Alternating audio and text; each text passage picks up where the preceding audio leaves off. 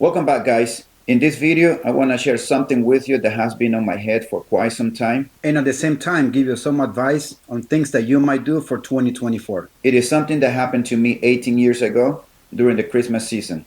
I happened to be in college for my third year of electrical engineer when I met someone that made a huge impact and change in my life. At that time, I was going to school, living off of the student loan. I was working part time as a cashier in a gas station at night. I had been married for 4 years and we had just had our second kid. I met this man and he was telling me that he needed someone to work for him in his trade, in his business. I told him I don't have the skills to do the job. I did tell him that I'm a very fast learner and I can pick anything pretty quickly. He gave me a list of the tools that I needed to buy in order for me to do this job, but he did tell me not to put them on a credit card because he did not want me to get in debt. The pay that I could potentially make was about $85,000 a year, and it was piecework. Now, to me, now that I look back, piecework is very fascinating because no one determines how much money you can bring in except you. Depends on the effort that you want to put in. Now, when he told me that I could make that potential money of 85 grand a year, I realized that as an electrical engineer, just freshly graduated from college, the starting pay was about $55,000 a year. And the maximum pay that I can get with 15, 20 years of experience was going to be between 95 and 110 a year. So 85 sounded extremely well for me, especially working as a cashier in a gas station. I remember going home and I was talking to my wife about it. I decided that I was going to quit college altogether and I'm not going to go back to school on January, not even to finish the class that I had. I just decided to leave it all behind and focus on this. I went back and I talked to this man and I told him that I did not have the money to buy all of the tools that I needed to do this job, but that I'm going to use my income tax money, all of it, so I could buy all these tools. So in the meantime, when January came and I went to work for him, he was teaching me the trade. I talked to a lot of his installers. They were telling me how much money they were making. They were showing me their pay stubs and everything checks up. When I got my money, I bought all of the tools and I bought a utility trailer and I bought a brand new Toyota Tacoma 4-door so that I could do this job and haul my tools. And this was the chance that I had to make a lot of money. In the meantime, we decided to stop a lot of services that we had. We stopped our cable. We stopped one cell phone. We stopped one vehicle, took it out of the insurance, took the tag off and parked the vehicle. We also eliminated the termite service for the house and many other services that we had because this was our chance to save money, but also our time to make money. My wife played a very crucial role in this. She was very frugal at this time, and also even till this day, 22 years later, she's still very frugal. I was working weekends. I was working 14 hours a day, working long and long hours. At the time, I also happened to meet and make friends with very interesting people. I met a man who was a business consultant. I also met with a financial advisor, became friends with him. And I also became friends with a couple who happened to teach classes about money management. I don't know what those men saw in me, but they might have seen someone that has an ambition, a drive, and a desire to be successful because they didn't charge me a penny for attending their classes. At the end of all of those classes, I approached each and every one of these people and I told them, how can I repay them? They told me, pay it forward, help other people, pass this knowledge to somebody else. And that's exactly what I have been doing all of this time. Even though I dropped out of college, but I picked a different kind of learning. I picked up the real estate business. I went to their classes. Even after having all of those long hours of work, I still attended some of their seminars instead of just staying at home and relaxing. But I remember that I have to make some drastic changes in my life. This was the year that I had to set some goals for myself. I actually wanted to retire at age 55. I was able to retire at 42. The only thing I will say that I was able to retire this soon is because I happened to be sitting on a lot of money, including the equity that I had on the house. And also I had obtained a lot of knowledge. And when the housing market collapsed, I was able to take advantage of that and I was able to buy a lot of rental properties, a good chunk of them. But none of that would have been possible had I not had the opportunity to make this kind of money and also denying myself of a lot of things and also obtaining knowledge. That is when I learned, guys, that there is power in knowledge. One of the other things that I did is that I stopped all social media. I did not have the time. I was busy working and I was investing my time in going to all of those classes and learn anything that I can about making money. This is my advice that I have for you guys for 2024. First of all, you need to set some short-term goals. You need to set at a minimum of 3 short-term goals.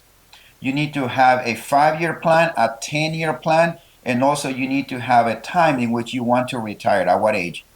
Write those things down.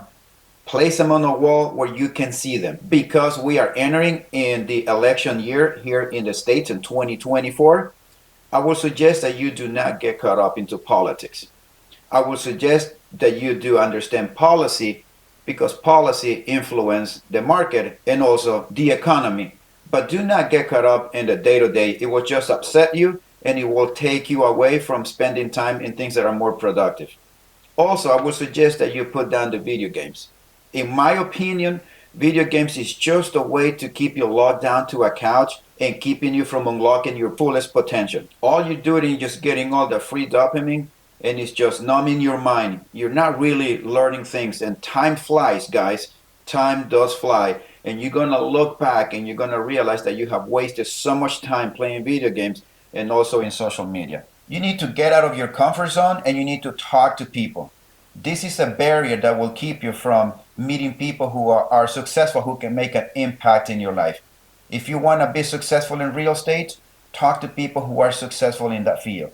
Same thing goes if you want to learn about the stock market, meet people that are successful in that field.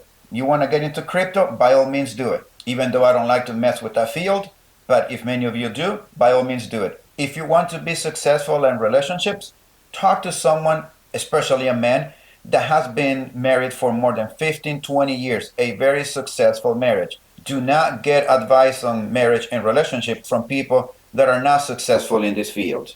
It's like going and asking a homeless person for some advice on money management and also on finances. The reason I'm saying this is because I have seen, unfortunately, many of YouTube videos of some of the content creators who happen to bring people to their panels and they talk about relationship, marriage, and kids. And all of these men are giving all of this advice on what men find interesting in a woman, of what men want in a woman, and how to maintain a successful relationship. And yet, they themselves are not in one.